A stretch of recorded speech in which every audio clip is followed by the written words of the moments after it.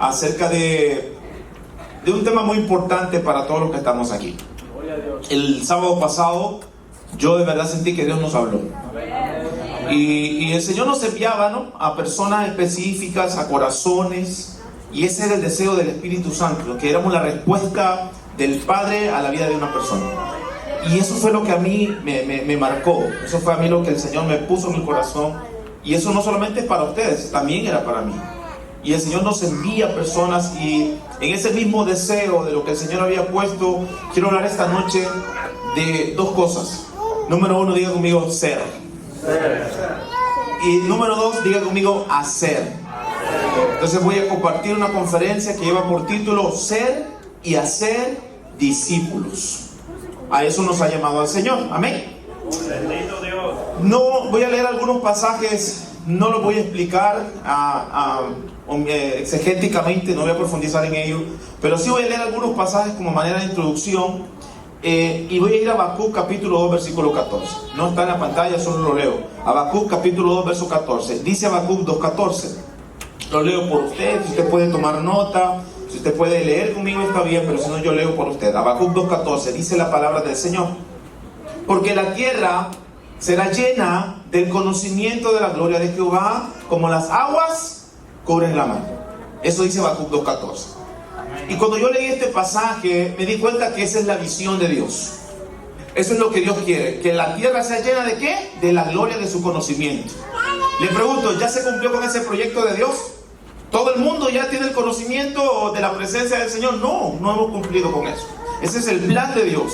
Ahora, Apocalipsis capítulo 14 verso 6 dice: vi entonces otro ángel que volaba en lo alto del cielo. Llevaba buenas noticias de valor eterno para la gente de todos los países, razas, idiomas y pueblos. Si Dios tiene una visión, Dios también tiene una estrategia. Amén. Amén. Dios tiene una estrategia, y la estrategia de Dios es que la gente conozca a Jesús a través de ¿qué? De la predicación del Evangelio. No sé si me doy a entender. La predicación. Está bien nuestro testimonio, lo que Dios ha hecho en nosotros, pero tenemos que proclamar lo que Cristo hizo hace 2000 años. Y tenemos que enseñarle a la gente esa verdad de valor eterno. Que Jesús murió por nosotros para darnos vida y una vida en abundancia. Y eso es lo que el Señor hace. El Evangelio, para predicarlo en todas las naciones. Esa es la estrategia de Dios. Pero Marcos capítulo 3 versículo 13, en la misma vida de Jesús, encontramos la elección de los 12 apóstoles. Y dice Marcos capítulo 3 versículo 13 al 19: después subió al monte y llamó así a los que él quiso, y vinieron a él. A los que él quiso, ¿no? Dios nos ha llamado aquí porque él quiso llamarnos. No porque éramos buenos, no porque éramos guapos, no por nuestra cartera, no por nuestra inteligencia, por nada de lo que nosotros podamos creer que tenemos. Él nos llamó porque él quiso. Y antes de buscarlo nosotros a él, él nos ha buscado a nosotros. Yo conozco un Dios que descendió del cielo. Él descendió, no nosotros subimos. Él bajó a la tierra, se hizo hombre para morir por nuestros pecados y darnos salvación. Entonces él nos buscó, él nos escogió. Y dice el verso 14: y estableció a 12 para dos cosas específicas. Diga conmigo, dos cosas. Y esas mismas cosas son las que nosotros tenemos que entender. Dios nos llamó para dos cosas. Número uno, para que estuviésemos con Él, para que tuviéramos una relación personal y profunda con Él. Que seamos amigos, que seamos salvos primeramente nosotros, pero también hay una tarea después de ser hijos de Dios, y es hacer otros hijos. Y a eso es lo que dice el verso 15.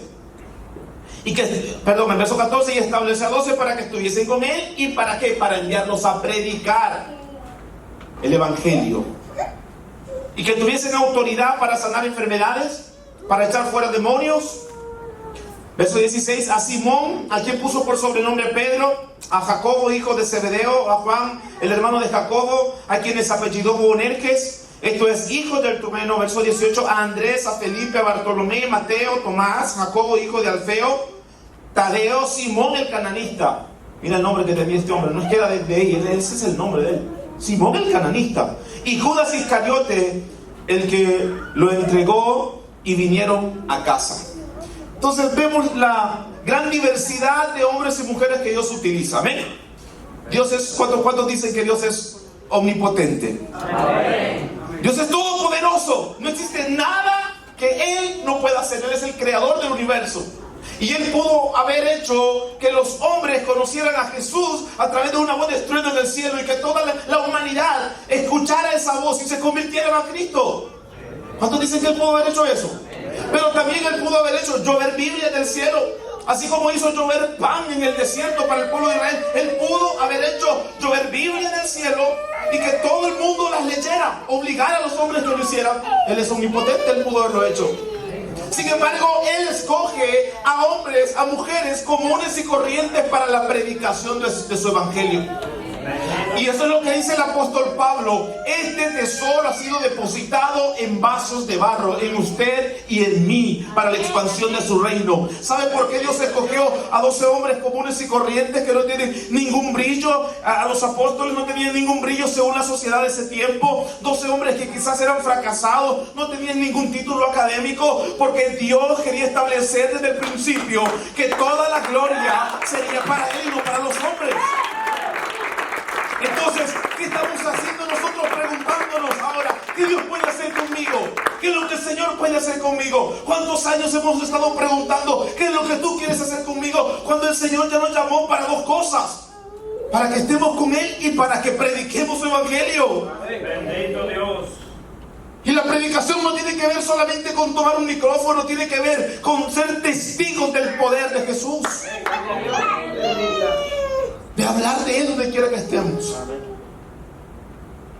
Aleluya. Y así como Él escogió a esos 12 hombres comunes y corrientes, también nos escogió a nosotros. Quizá usted no tenga ningún brillo, quizá usted no tenga ningún título académico. Gloria a Dios. ¿Sabe por qué? Porque el Señor escoge de lo vil y menospreciado para avergonzar a los sabios. Porque esto no se trata de nada de carisma humano, se trata de su gracia sobre la vida de las personas. Es la gracia de Dios, es la gracia la que te fortalece, es la gracia tu carta de presentación. No es tus títulos, no es tu academia, no es tu conocimiento. El Señor va a usarte para su gloria a través de su gracia. Si esta noche en medio de nosotros hay gente que está diciendo: yo quiero hacer algo para Dios, yo no quiero que te comprometas conmigo ni con el pastor, comprométete con Dios, a decirle al Señor: yo necesito saber quién soy. Una de las cosas por las cuales nosotros más luchamos en nuestra vida cristiana es con nuestra identidad. No sabemos quiénes somos. Y el diablo, a través de los procesos difíciles de nuestra vida, nos cambia el nombre. Y cuando nos cambia el nombre, entonces nosotros nos sentimos menos que los demás. Eso fue lo que hizo el rey de Babilonia con los 3 muchachitos. Les cambió el nombre para destruir su identidad. Ahora ellos 3 sabían quiénes eran en Dios. Y no existe nada que pueda hacer retroceder a un hombre o a una mujer. No existe nada que pueda hacer perder el propósito de un hombre o una mujer si sabe quién él es. Yo sé quién soy. Pero cuando no sabemos quiénes somos, entonces viene el diablo y nos hace caer en un pecado. Y ya ¿quién soy yo? Un pecador, no valgo nada. Y el diablo te comienza a meter cosas en la cabeza, te baja la autoestima, te hace creer que no vales nada, y ahí anda arrastrándote por la vida, cuando el Señor te ha dicho claramente que Él tiene poder para perdonar tus pecados, y Él es nuestro abogado, nuestro juez justo, que si vamos a Él, Él nos va a perdonar. No importa los pecados que cometamos, el Señor dice: si tú pecas, apártate de tu pecado, apártate, no estés jugando con Él, yo te voy a perdonar. Si hemos pecado, no importa lo malo que hayamos hecho, aun cuando estemos en el camino de la fe, no importa los horrores que hayamos cometido, si nos apartamos y nos arrepentimos de corazón, el Señor nos perdona, nos limpia, nos restituye y nos pone de nuevo la vestidura de santidad. No tenemos que estar ahí nosotros juzgándonos a nosotros mismos por nuestros propios errores. Sácate eso de la cabeza que el enemigo te ha metido. Siéntete libre para adorarle otra vez. Siéntete libre para glorificarle. Siéntete libre para ser usado por Él. No existe pecado tan negro, tan malo, que su sangre no pueda limpiar. Así que no te sientas culpable más. Y es ese espíritu de culpabilidad, es esa capa de culpabilidad la que no nos deja avanzar con el propósito de Dios para nuestras vidas. Amén. Si el diablo ha golpeado tu autoestima, levántate. Pero no te quedes ahí tirado. Y cumple el propósito del Señor. Bien, Sí, hacer discípulos. Póngame la presentación, hermano Isaac. Ahí. Yo lo voy a ir diciendo para que vayamos pasando. Comprendiendo este sentido entonces, que el Señor tiene una visión. ¿Cuál es la visión de Dios? Llenar la tierra con la gloria de ¿qué? De su conocimiento. ¿Cuál es la estrategia de Dios? La proclamación de su evangelio a través de hombres comunes y corrientes, o sea, usted y yo. Y para eso entonces el Señor nos llama a que seamos discípulos y que podamos entonces comenzar a hacer discípulos. Láncela, hermano, láncela, que se vea completa en la pantalla. Ahí. Gloria a Dios. Siguiente diapositiva. Dele con el mouse. Ahí. Las malas noticias. ¿A cuánto le gustan las malas noticias? Pues mire, yo traigo malas noticias esta noche. Dele por favor, hermano. La mala noticia. La mayoría de las denominaciones están reportando una disminución del número de sus miembros. Siguiente. Actualmente hay casi 218 millones de personas en Estados Unidos que no asisten a la iglesia. Siguiente. Menos del 4% de la generación que cumplió 30 este año asiste a la iglesia. O sea, la generación de jóvenes no asiste a la iglesia, no va a la iglesia. Yo lo decía el sábado pasado. Pero estas son estadísticas dadas por un ministerio que se llama Gallup Internacional. Y nos damos cuenta de que es alarmante. Y estamos hablando del contexto estadounidense donde estamos viviendo. No le traigo estadísticas de Honduras ni de El Salvador, porque usted está viviendo acá ahora mismo. Y es acá donde usted debe de comenzar a trabajar para Dios efectivamente. Entonces, menos del 4% de la generación que cumplió 30 años este año, no asiste a la iglesia. Siguiente. Cada año más iglesias cierran sus puertas para siempre. Cada año son cientos de iglesias que están cerrando sus puertas en este país, en Estados Unidos. Aunque usted no lo crea, pero yo me he paseado por muchas iglesias angloamericanas que ya ahora son museos. Yo me pregunto, ¿qué irá a pasar entonces con lo que nosotros vamos a hacer de ahora en adelante? Nosotros tenemos que convertirnos en expertos y estudiosos en los tiempos y entender qué es lo que Dios está haciendo. ¿Cuántos saben que los americanos o los gringos, para que lo comprendamos, fueron los misioneros que llegaron a nuestros países para discipularnos, para enseñarnos a nosotros la fe? Aquí comenzó la ola de avivamiento del 1900 y fueron enviados a nuestros países a predicar. La pregunta, ¿esos misioneros dónde están y qué pasó con la iglesia en Estados Unidos? Ahora, Dios tiene planes eternos que usted y yo muchas veces no conocemos. Ellos fueron enviados a predicarnos a nosotros, pero hoy usted está aquí enviado para predicar en este lugar. Usted puede que haya venido aquí, escuche, recuerde que los caminos de Dios no son los suyos. Usted vino aquí para sacar adelante a su familia en El Salvador, en Honduras, en Guatemala, de donde quiera que usted sea. Yo sé que la mayoría son salvadoreños. Pero usted vino aquí porque tenía un propósito, usted vino aquí porque tenía deudas económicas, usted vino aquí porque quería sacar adelante a sus hijos, usted vino aquí por un desamor, usted vino aquí por cualquier razón. Pero todas esas razones no son válidas porque los propósitos de Dios van sobre nuestros deseos, nuestros planes. Dios lo trajo aquí por un propósito. Y así como Él envió misioneros allá y dijo, bueno, si yo quiero enviar misioneros de El Salvador a Babylon, ¿cómo van a ir? No les van a dar visa para ir. Entonces me invento una estrategia, una necesidad humana, terrenal, para mover cimientos en la familia de El Salvador, aunque parezca locura. Pero hoy usted está aquí porque Dios lo trajo por un propósito, y es reevangelizar esta nación con el evangelio de Cristo. Bueno, yo pensé que alguien se iba a alegrar y decir, yo quiero hacerlo. Pero comience a analizar usted. Muchos de ustedes sufrieron en el camino, estuvieron a punto de morir en el camino, pero no murieron.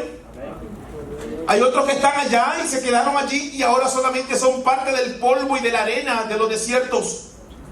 O están ahí enterrados en un río que nadie más los encontró. Pero usted está aquí. Gloria a Dios, amén. ¿No se ha puesto a pensar que Dios tiene un propósito eterno con usted? Más grande de lo que usted mismo cree. Y usted no se ha puesto a analizar, no se ha puesto a contemplar un momento, no se ha detenido, no se ha sentado un día en la tarde y ha comenzado a ver al cielo y a decirle a Dios, ¿a qué me trajiste aquí? Aleluya. No le ha puesto cuidado al propósito de Dios para su vida. No le ha preguntado al Dios eterno: ¿a qué vine? Tengo los dólares, tengo el carro que soñé, tengo la casa en El Salvador, no tengo deudas, tengo salud, tú me has bendecido, pero no encuentro sentido. ¿A qué vine?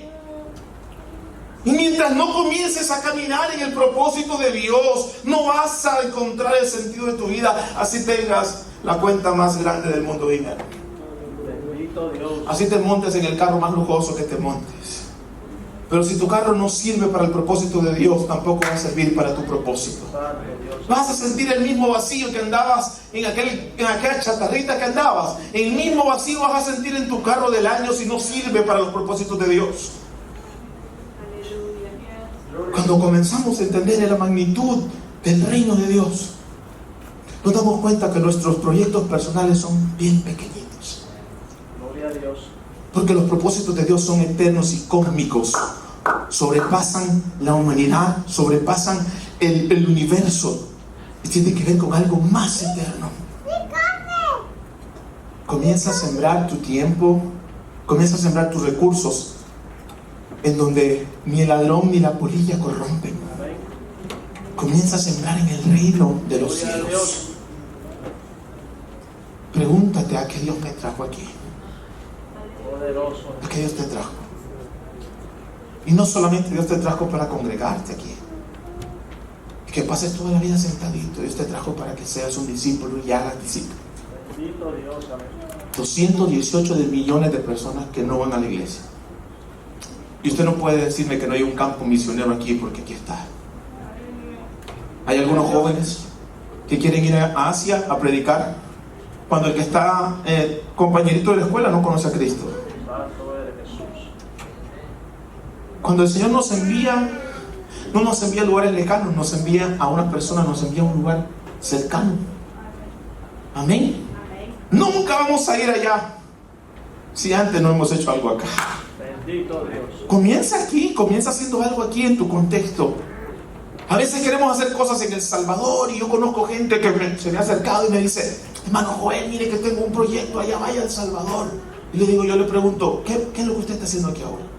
Si usted no está haciendo nada aquí ahora, a mí no me pide que haga algo por usted allá. Aleluya. Usted tiene que estar haciendo algo donde está, aquí, ahora. Amén. Si usted no está haciendo nada acá, no puede estar proponiendo hacer cosas en otro lugar, Santo Dios. Amén. porque tiene que comenzar a dar frutos en su casa, en el lugar en donde Dios lo ha plantado. Y ese es el llamado de Dios. Y lo decía el domingo pasado, el sábado pasado, adelante hermano. Lo decía el sábado pasado, la red de multiplicación, el ministerio para el cual también laboro.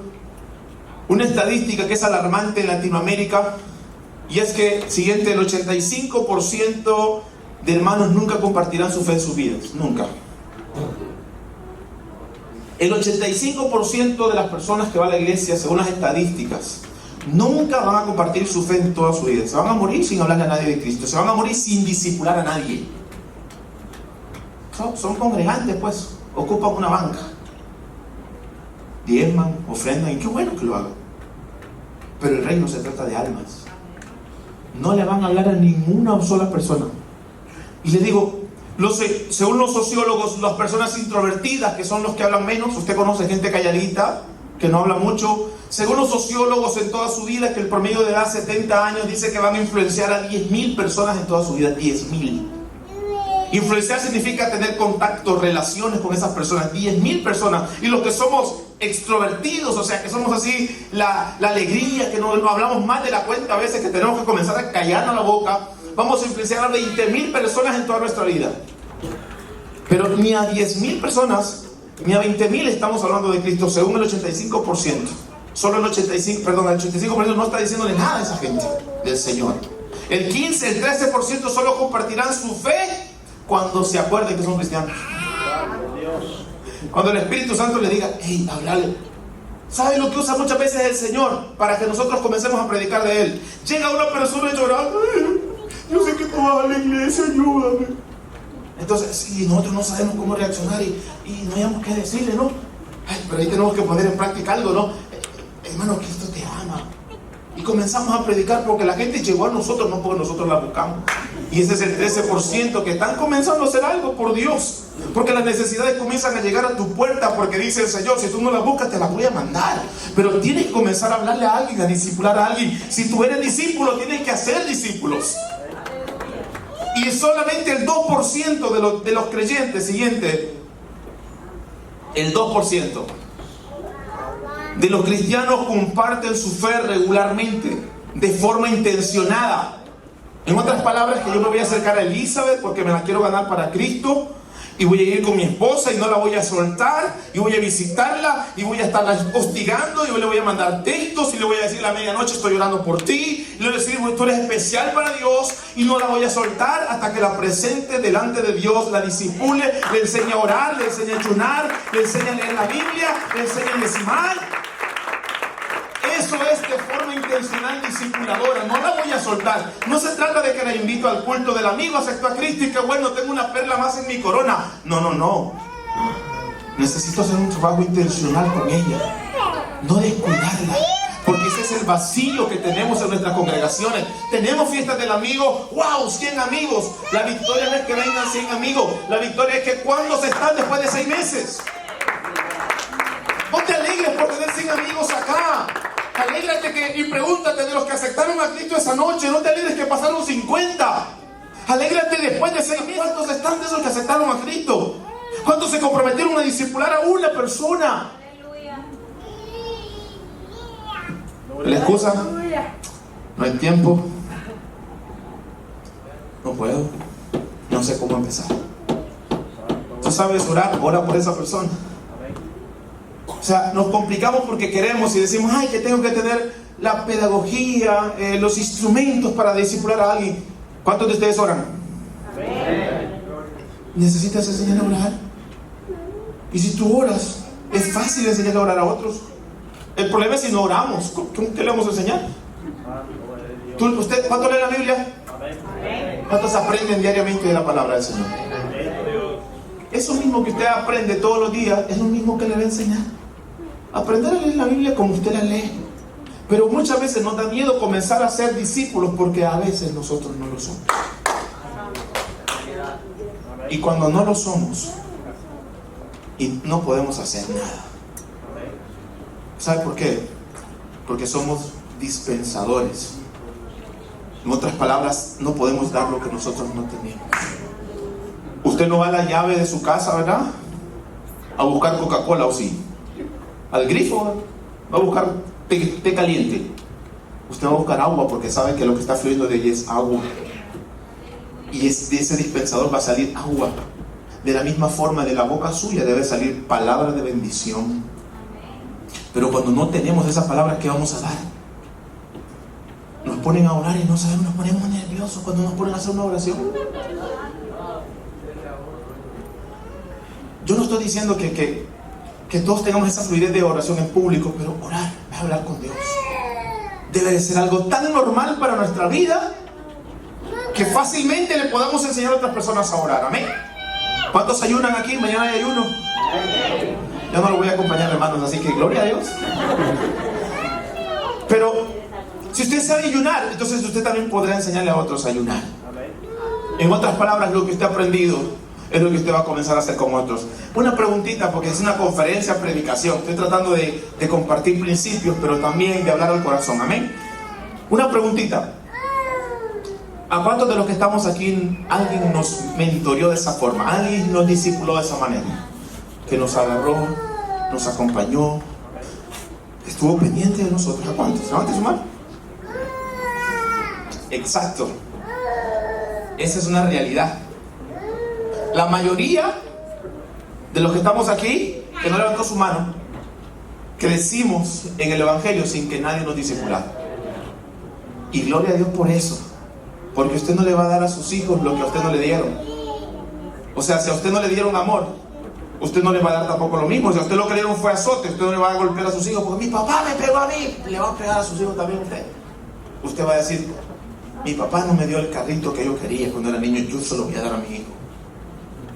Yo le voy a dar esta bendición a mi hijo. Yo le voy a dar la educación que yo no recibí. Yo voy a besar a mi hijo porque mi papá no me besó a mí. ¿Por qué digo esta comparación? Porque lo mismo vamos a hacer. Lo que a nosotros no hicieron cuando nos convertimos, que crecimos solos en el Evangelio, tenemos que comenzarlo a hacer con aquellos nuevecitos que están creciendo.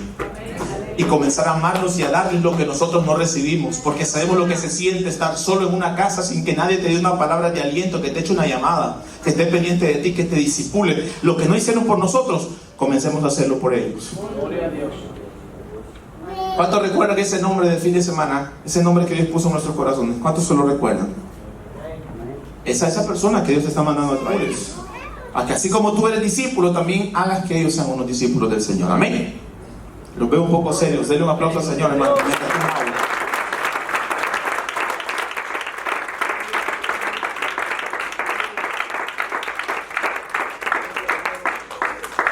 Voy a avanzar un poquito más. Vamos a Isaac, por favor. Mire, hermano, la locura es hacer lo mismo una vez tras otra y esperar resultados diferentes. Si queremos resultados diferentes y no estamos haciendo discípulos, no esperemos resultados diferentes. Si queremos que la gente se salve, que haya una multiplicación dentro de la iglesia, no podemos hacerlo con lo que hemos estado haciendo hasta ahora, o sea, estar sentaditos, comoditos. El pastor ha estado enseñando, el pastor a ustedes lo ha estado discipulando, el pastor les ha enseñado a orar, les ha enseñado la verdad de la palabra, y todo lo que el pastor ha enseñado, ustedes deben de ir y compartirlo con otros. Pero no podemos estar ahí sentaditos todo el tiempo, amén, esperando que nos den comida, esperando que nos alimenten. Solamente tenemos que comenzar a alimentar a otros y comenzar a dar fruto para la gloria del Señor, porque el árbol que no dé fruto está cortado. Me encanta Pablo, yo no lo puedo decir, hermano, pero Pablo les dice a los hebreos, imagínense que yo soy Pablo, ¿le parece? Creo que era más un poquito calvo Pablo, pero Pablo tenía gruñida la frente, porque tenía un carácter fuerte, era un hombre de carácter, de temperamento colérico, que decía las cosas de frente y viendo a la gente, y está enfrente de los hebreos y les dice, ustedes, debiendo ser maestros de la palabra, necesitáis que os vuelva a enseñar los rudimentos básicos de la fe. Imagínense Pablo diciéndole eso a ustedes. Ustedes debiendo ser maestros, necesitáis que los vuelva a decir cómo orar. Ustedes que debieran de ser ya expertos en esto, después de tantos años, necesitan que les vuelva a recordar que deben de amar a su prójimo. Yo no soy Pablo, pero si estuviera Pablo aquí, eso fuera Gloria a Dios, aleluya. Aleluya. Eso es lo que Pablo diría de nosotros. Y entonces tenemos una gran tarea, amén. Algo necesitamos cambiar. Si no cambiamos lo que estamos haciendo como discípulos, vamos a tener los mismos resultados siempre. Entonces, ¿qué tenemos que hacer? Siguiente, hermano. Tenemos una solución, y es que tenemos que regresar al plan del maestro y la estrategia de Jesús. Siguiente. Dele, hermano. Necesitamos cambio de paradigma. La Biblia tiene todas nuestras instrucciones. ¿Cuántos dicen amén? La Biblia tiene todas las instrucciones.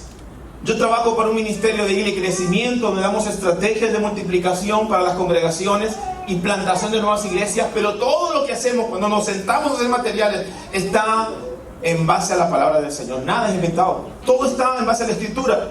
Necesitamos tanto el mensaje y los métodos de Jesús. Siguiente, hermano. Es el plan perfecto, porque es Jesús. En Jesús encontramos todos los tesoros de la sabiduría y el conocimiento. Dale, hermano, siguiente. Entonces necesitamos el plan, pero también los métodos de Jesús. Anterior. El plan de Jesús es el plan perfecto. En Jesús encontramos. Usted puede anotar esos pasajes. Yo cuando comparto este tipo de temas, leemos los pasajes, pero sé que aquí nos va a agarrar la madrugada y vamos a hacer otra vigilia, hermano. Si comenzamos a leer pasaje por pasaje, si usted puede, anótelos. Pero esos pasajes sustentan la afirmación que está en la parte de arriba. El plan de Jesús es el plan perfecto. ¿Alguien dice amén? Amén. En Jesús encontramos todos los tesoros de la sabiduría y del conocimiento. Siguiente. Next. ¿Me estoy aprendiendo inglés ya? Bien, segunda de Timoteo capítulo 2 versículo 2. Ahí sí quiero que vaya conmigo a la palabra. El hermano que está en multimedia, ahí quédese. Solamente los hermanos andan en su Biblia, por favor. Veamos este principio vivido en el Nuevo Testamento. Pablo repitió este mandato de Jesús en 2 de Timoteo capítulo 2 versículo 2. Y le dice Pablo a Timoteo: muchachito, jovencito, hijito mío, güirito, cipote, patojo, chihuín. Lo que has oído de mí, le dice. Ante muchos testigos, esto encarga a hombres fieles, que sean idóneos para enseñar también a otros. Amén. Entonces vea claramente lo que podemos ver allí. Pablo le encarga a quién que disipule. Pablo disipula a quién, a Timoteo. Y Pablo le encarga un proyecto a Timoteo y le dice: busca hombres fieles o idóneos. Está bien. Y los hombres fieles que sean idóneos, ¿para qué? Para enseñar a otros. Y vemos claramente entonces allí que Pablo, tomando como fundamento la gran comisión, la multiplicación, el ir y hacer discípulos, Pablo hace una estrategia y dice: es de tú a tú, es de persona a persona. Esto que has oído de mí ante muchos testigos, encarga a hombres fieles que sean idóneos para enseñar también a otros. Y eso es la multiplicación. Pablo le enseñó a Timoteo, Timoteo enseñó a hombres fieles, y hombres fieles enseñan a otros. En un cuadro siguiente, por favor, vamos a ver claramente lo que Pablo estaba hablando. Ahí está lo que Pablo estaba hablando. Ahí claramente vemos las 4 generaciones en la vida de Pablo. Dentro de la vida de Pablo logró alcanzar a sus 4 generaciones mientras él estuvo en vida. Las 4 generaciones. La pregunta: ¿qué pasó en el libro de Hechos? ¿Cuántas iglesias se plantaron? ¿Cuál es el mover del Espíritu Santo? Según los historiadores, dicen que para el año 70 eran miles de cristianos en el mundo. El año 70 después de Cristo. Pero en el año 250 después de Cristo, casi todo el imperio profesaban ser cristianos. En 250 años el evangelio se había expandido de una forma exponencial, a causa de que los primeros cristianos se comprometieron con la predicación del evangelio. Y ese es el compromiso que nos está faltando a nosotros. Entonces vea ese cuadro sinóptico allí. Pablo está en el centro. Discipuló a Timoteo, discipuló a Silas, a Priscila y Aquila, a Tito, a Epafras, a Epafrodito, y entre otros discípulos que tuvo Pablo. Pero ellos a su vez buscaron a gente digna de confianza, y esa gente digna de confianza buscó a otros. En otras palabras, cuando usted comienza a discipular a alguien de tal forma que lo presente perfecto delante del Señor, esa misma persona comenzará a hacer eso con otros, y esa persona comenzará a multiplicarse en otros, y la secuencia no se va a terminar. Y entonces vamos a comenzar a crecer para la gloria del Señor, y no solamente como iglesia, sino como reino. Aunque no se queden en la iglesia, pero los discipulamos, y esa gente va a ser discípulo aquí y en China. Porque el evangelio no está condicionado a donde yo acepte a Cristo, sino que yo soy discípulo donde quiera que yo esté. Ponga su nombre ahí. En vez de Pablo, Joel. Noé. Ahora comience a poner cuáles son las personas que están a su alrededor. ¿Quiénes son? ¿Dónde están? ¿Cuáles son esos nombres? Por lo menos ya tiene uno, ¿no? El Señor se lo puso el sábado. Ahí tiene un nombre. Entonces usted comience con esa persona, y el proceso de discipulado va a ir creciendo. Vamos a ver el mover sobrenatural del Espíritu Santo, trayendo salvación, trayendo restauración, trayendo a la gente de muerte a vida. ¿Alguien dice amén? Se me olvidaron los chistes, fíjate. Sí, hermano. Bueno, avancemos entonces. Sí, vamos a mandar a 3 cafés, hermanos. Gloria a Jesús. ¿Tienen sueñito, hermanos? ¿Estamos bien? ¿Verdad que? No, ¿verdad? Génesis capítulo 12, versículo 3. Tenemos un Dios misionero. ¿Cuántos dicen amén? Amén. Dice: bendeciré a los que te bendigan y maldeciré a los que te maldigan. Esa promesa no está vigente para el pueblo. Por medio de ti serán bendecidas todas las familias de la tierra. El Señor no estaba pensando solamente en el que seamos bendecidos nosotros. Él quiere bendecir a todas las familias de la tierra. Así que Dios es un Dios misionero, porque envió perdón a su Hijo Jesucristo. Vamos al versículo siguiente, vea. Jesús era un misionero. Juan capítulo 4, verso 34. Mi alimento, dice Jesús, es hacer la voluntad del que me envió. Jesús fue enviado al mundo por el Padre a cumplir con la misión. Y no se desenfocó hasta terminar la tarea por la cual había sido enviado. Y terminar su obra, le dijo Jesús. Entonces, Dios el Padre es misionero, Jesús el Hijo es misionero. Ahora veamos más adelante. Nosotros somos misioneros. Y dice Juan capítulo 17 verso 18: como tú me enviaste al mundo, yo los envío también al mundo. Y en el mundo tendréis aflicción, pero no os preocupéis, porque yo he vencido al mundo. Y ese es el deseo de Dios, que entendamos eso, que Él ya venció al mundo y que Él está delante de nosotros como poderoso guerrero, abriendo puertas, botando cerrojos en la vida de las personas a través de lo que nosotros estamos haciendo. Juan 20:21: la paz sea con ustedes, repitió Jesús, como el Padre me envió a mí, así yo los envío a ustedes. Amén. Siguiente, por favor, hermano. Aleluya. Gloria a Dios. Poderoso. Lea conmigo para que nos despertemos, porque se me olvidaron los chistes. Lea conmigo, por favor. La misión de cada discípulo de Jesús es unirse a Dios en sus esfuerzos redentores para reconciliar al mundo consigo mismo. ¿Cuál es nuestra misión? Siguiente, hermano. La gran comisión.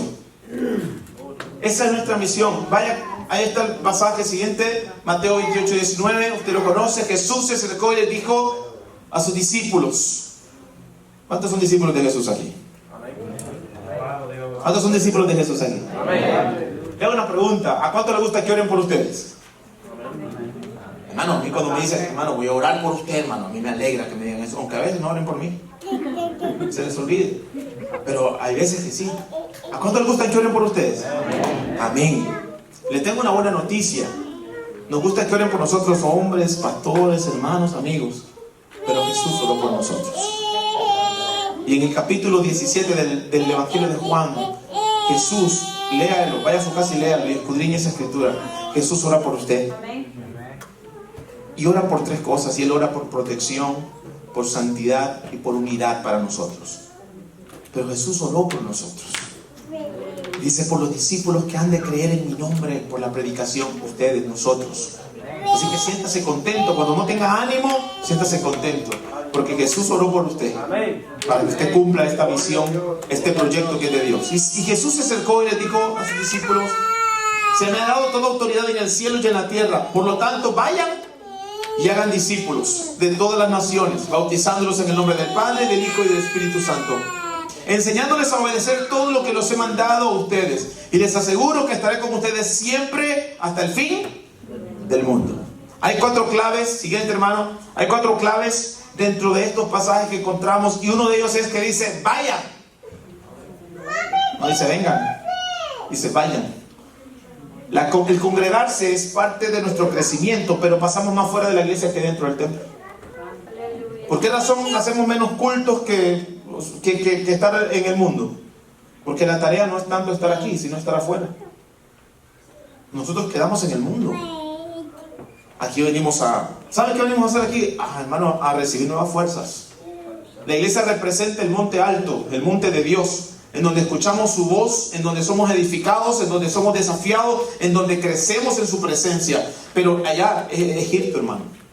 Y tenemos que bajar abajo, descender el día lunes a nuestra vida cotidiana y representar a Cristo en el mundo y predicar el evangelio en el mundo.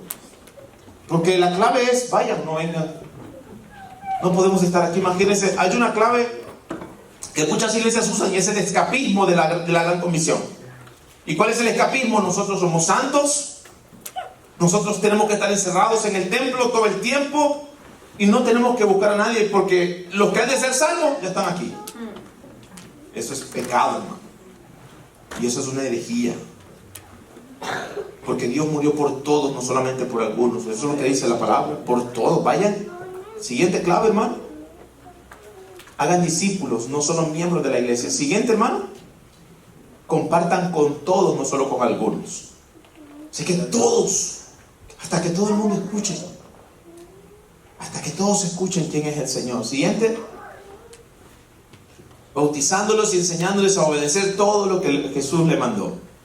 ¿Cuántos de los que estamos aquí hemos traído a alguien a la iglesia, lo hemos evangelizado, lo hemos discipulado y hemos estado celebrando el día de su bautismo? Amén. Aleluya, amén. Ven que solo una mano levantar los dos. Gloria a Dios. Y esa es la labor de todos, como iglesia, como cuerpo de Cristo. Les prometo que vamos a terminar, hermano, a las 9, 8 minutos más. Siguiente, a las 10 quieren que termine. Y la promesa que nos alienta, la promesa que no tiene fecha de caducidad, la promesa que la hace el que en el versículo 18 está diciendo que tiene toda autoridad, en Jesús encarnado, el Cristo de la gloria, el que está allí, hermano, dándole la misión a sus discípulos. Es en el que último pasaje dice que estará con nosotros. ¿Cuántos están contentos por esa promesa? Amén. ¿Cuántos han repetido esa promesa algún día en su vida, en algún momento? ¿Cuántos han dicho, el Señor ha prometido estar conmigo todos los días? ¡Aleluya! Amén. El problema es el siguiente, que muchas, hay de esto, hermano, que la promesa, esta promesa está después de una tarea. Y cuando usted interpreta la Biblia y usa pasajes aislados solamente para su propio beneficio y está dejando afuera el contexto, usted lo está usando, como dice el dicho, como un pretexto. Pero la promesa del Señor Jesús de estar con nosotros todos los días hasta el fin del mundo es para aquellos que están comprometidos con hacer discípulos. Yo sé que eso no es para aplaudir y para decir amén, pero es una verdad. Yo voy a estar con aquellos, porque Él dice en el verso 18, yo tengo toda autoridad sobre los demonios, sobre la muerte, sobre la enfermedad, sobre la tempestad de la vida, sobre todo tiene autoridad Jesús. Y el que está diciendo eso es el que está diciendo en el último pasaje, estaré con ustedes todos los días hasta el fin del mundo, pero en la predicación del Evangelio, en compartir. Él está con nosotros, claro, nosotros somos templo y morada del Espíritu Santo, pero esa promesa está unida con el versículo 18 que tiene que ver con la autoridad de Jesús. Que cuando nosotros prediquemos, Él va a estar con nosotros. Cuando nos enfrentemos con algún espíritu, con alguna enfermedad, con alguien que no quiere escuchar, con alguien que diga, yo soy ateo, no quiero saber nada de Dios, Él dice, yo estoy contigo. En ese momento donde ellos no quieren escuchar, donde la enfermedad está golpeando la vida de alguien, yo estoy contigo porque yo tengo toda autoridad. Esa es la promesa, que cuando vayamos a predicar no tengamos el temor de hablar, porque no somos nosotros, es el Todopoderoso el que está en nosotros, el que ha prometido estar con nosotros todos los días hasta el fin del mundo. ¿Estamos de acuerdo? Amén. Somos templo y morada del Espíritu Santo, pero la autoridad de echar fuera demonios, la autoridad de hollar serpientes, es para aquellos que se comprometen con la predicación del Evangelio, que van a la casa del enfermo, que van a la casa del necesitado, que van a la casa del endemoniado, que están allí clamando por esa gente, que están dispuestos a pagar el precio de mover de su comodidad, de su confort, para predicar el Evangelio. El Señor les dice a esas personas, yo estoy con ustedes. Cuando ustedes están hablando, no son palabras vacías. Yo estoy golpeando el corazón de esas personas, porque es el Espíritu Santo, es Jesús el que convence al hombre de pecado. Entonces Jesús es el que hace efectiva la predicación del Evangelio, no nuestras palabras, es el poder y la autoridad de Jesús. Amén. ¿Cuántos quieren que ese poderoso esté con ustedes? Prediquen la palabra. No tengan miedo de hablar, no tengan miedo de presentar el plan de salvación, porque cuando ustedes lo hagan conscientemente, cierren sus ojos en un momento cuando estén hablándoles a alguien y den cuenta que Jesús está con ustedes. Aleluya. Que Él los va a sorprender, porque Él está con nosotros y esa promesa no tiene fecha de vencimiento. Gloria a Dios. Hasta que Él venga o hasta que nosotros nos vayamos. Pero no hemos terminado. Pablo decía, ay, cuántas ganas tengo de estar allá, pero ustedes todavía necesitan. O sea, hay gente que necesita que le prediquemos todavía. ¿Cuántos quisieran ya que Cristo viniera? Ay, yo quisiera estar en la boda del Cordero, yo quisiera estar allá con mi vestidura nueva, con mi cuerpo glorificado, que me den mi corona. Yo quisiera estar allá donde no hay dolor, donde ya no hay enfermedad, donde no haya enemistades, donde no haya corrupción, donde no haya tristeza, donde no haya allá. Yo quiero estar allá. Aleluya, sí, Señor. Y esperamos su venida con ansias. Pero mientras esperamos su venida, vamos a predicar y vamos a decir: uno más para Cristo, uno más para Cristo, uno más para Cristo. Vamos a vaciar el infierno, vamos a llenar el cielo a través de la predicación. Una pregunta retórica: ¿cuántos de ustedes han sido transformados por el poder del Evangelio? Su respuesta es amén, su respuesta es sí. Porque el Evangelio transforma. Transforma. Amén. De adentro hacia afuera somos completamente renovados. Ya no vivimos nosotros, más Cristo vive en nosotros. Amén. La gran comisión, lea conmigo para que no me le pegue sueño. La gran comisión, diga, la gran comisión no es una opción para considerar, sino un mandamiento para ser obedecido. Entonces, si usted se considera discípulo de Jesús, usted no tiene otra opción que obedecer a su Señor, y es hacer discípulos. Si usted por muchos años ha estado estancado, sin predicarle a nadie, sin discipular a nadie, sin invertir tiempo en una familia, en una persona, en esta noche dígale al Señor: perdóname, porque tengo 10 años de ser cristiano y no había comprendido la magnitud de tu propósito en mi vida. Hay 3 días importantes en nuestra vida. 3 días importantes. El día en el que nacemos, biológicamente. ¿Cuántos nacieron biológicamente? Algunos tenemos cara de embrión, pero nacimos. Por gracia de Dios. El segundo día más importante de tu vida es el día en que le entregaste tu vida a Jesús. Amén. No es el día en el que conociste a tu esposo, a tu papichulo, no. A tu gordita, no. El segundo día más importante es el día en el que nos entregamos a Jesús, que el Señor nos llamó, nos buscó y nos salvó. El segundo día más importante. ¿Cuántos dicen amén? Y el tercer día más importante, el día en el que descubres para qué Dios te rescató. Y el tercer día es en el que el mundo cristiano pasa días, años, y hay muchos que se mueren sin entender para qué están en la iglesia. Y ese es el problema. No sabemos para qué Dios nos llamó. No sabemos. Y perdemos el tiempo haciendo muchas cosas. Pero no sabemos para qué Dios nos llamó, el propósito de Dios. Y por eso debo decir esto, pastor. Es que muchas veces la iglesia tiene problemas. Cuando hay hermanitos que son un poco complicados, que son criticones, murmurones, que están allí cuestionando todo, que dicen: ¿para qué invitaron a ese palancón hondureño? Que están ahí siempre golpeando con sus palabras. ¿Sabe por qué están haciendo eso? Porque como nunca encontraron el propósito de Dios, el diablo los está utilizando como herramientas para la división de la iglesia. Y cuando yo veo gente, cuando a mí se me acerca gente, y yo he sido pastor, y en una ocasión se me acercó una hermana de la iglesia a contarme un chisme. Y le dije: hermana, disculpe, vaya a orar. Póngase a orar, hermano. Y yo lo primero que le dije fue: hermana, usted necesita reconciliarse. Usted lleva días de no orar. ¿Usted hace cuánto no ora? Porque el problema de la gente complicada es la ausencia de oración y la ausencia de propósito. Cuando usted es un hombre de oración, es una mujer de oración, usted entiende el propósito de Dios, que usted está aquí para ser de bendición, que usted está aquí para discipular, que usted está aquí para ejercer su don en medio de sus hermanos. Usted respeta los dones de los demás. Usted dice: bueno, qué bien enseña el hermanito que tiene 1 año de haberse convertido, y yo que tengo 14 años y no enseño como él. Gloria a Dios, dice el hermano. Pero cuando usted no es un hombre de oración o una mujer de oración, ve el hermanito que tiene 1 año de haberse convertido predicando, y usted dice: el pastor está poniendo a predicar a neófitos. Pero cuando usted es maduro en Dios, usted dice: wow, gloria a Dios, que el Señor está levantando hombres aceleradamente para su crecimiento. Y si el pastor lo está poniendo a predicar, es porque él sabe la forma en la que Dios ha crecido. Dios tiene un proceso individual con cada uno de nosotros, y no significa que si a usted le tardó 10 años para hacer predicar, a su hermano también. Usted no va a caminar, Dios va a caminar como Él quiera con cada uno de nosotros.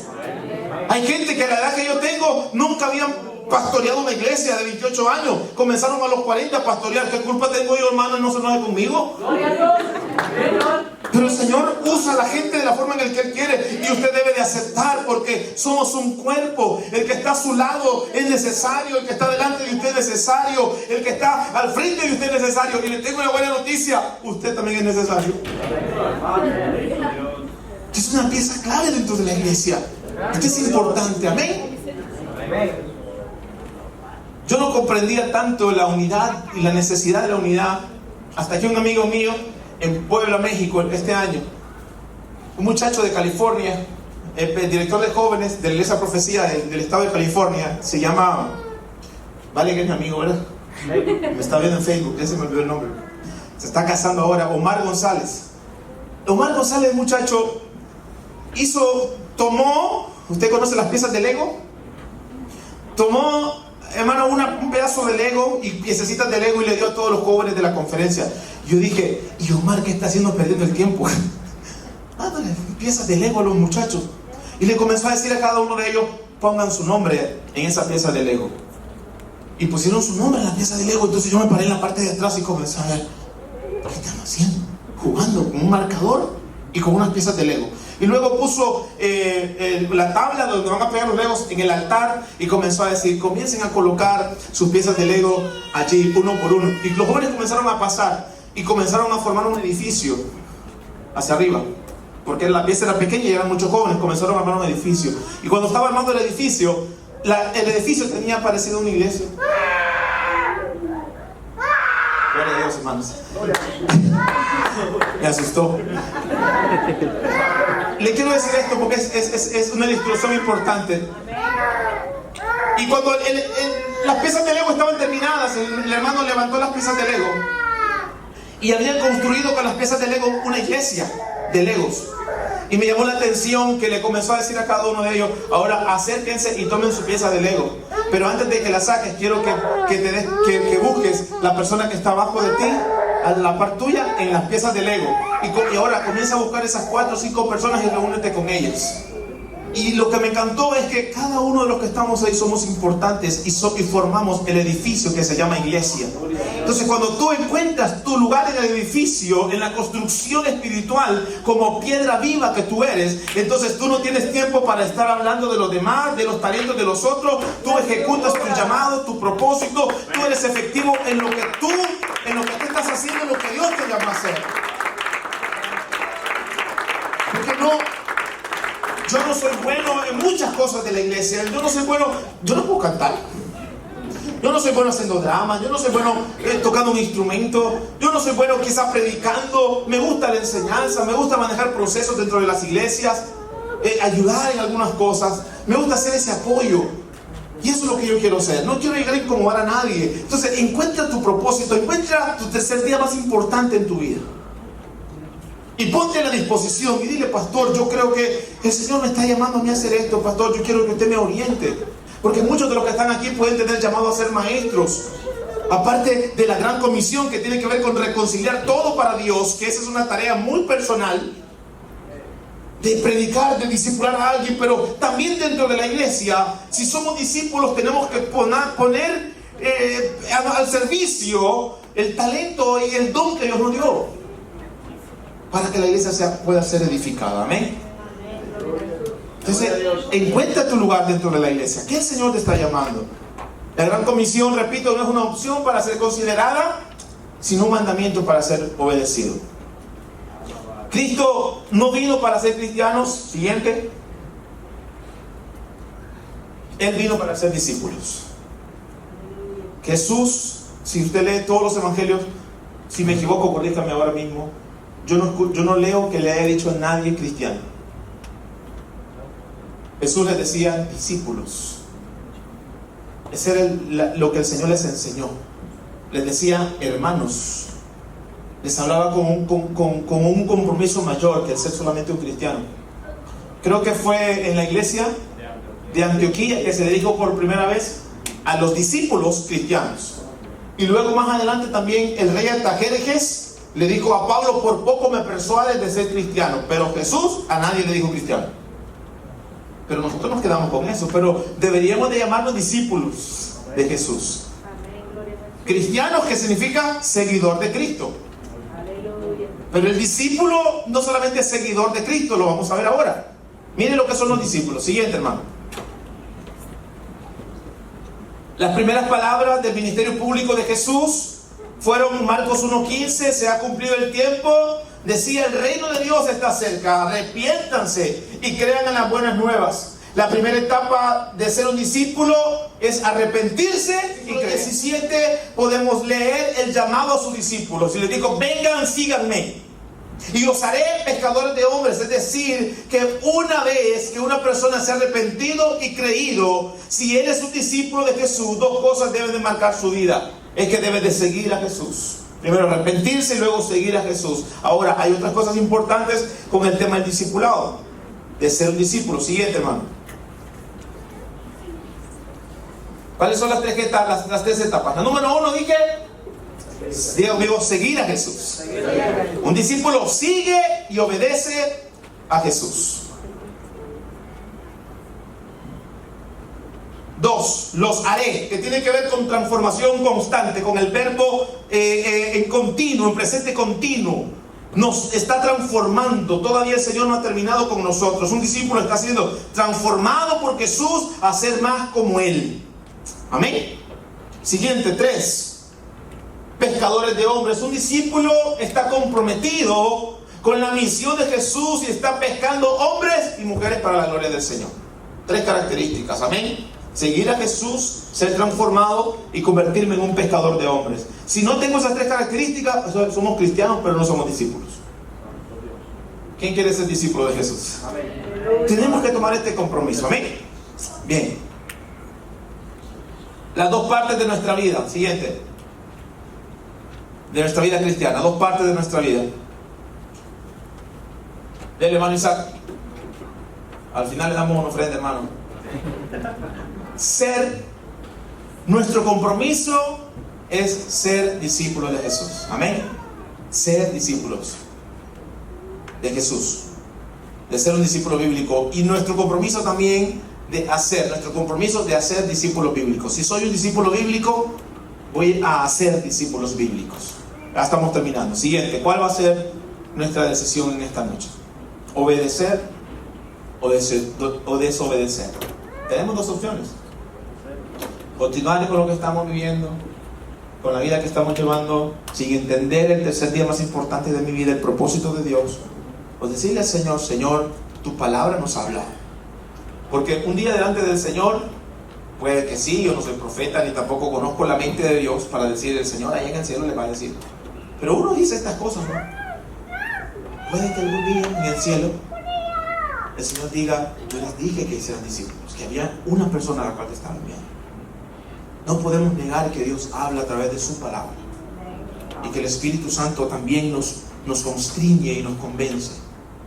Y si el Señor te dice, te mandé a una familia, y el hermano Joel llegó también y te dijo cómo debían de ser discípulos, así como te discipularon a ti, así como creciste solo, enseñaron a mí, y que los trajeras a la iglesia, pero hiciste caso omiso a la responsabilidad que te estaba haciendo y nos convertimos en desobedientes. Siguiente, por favor. Si no quieres hacer discípulos, la única alternativa es la desobediencia radical a la orden del Rey de Reyes y Señores de hacer discípulos. Bien, yo quiero terminar con esto y que podamos orar. Pónganse aquí en esta noche.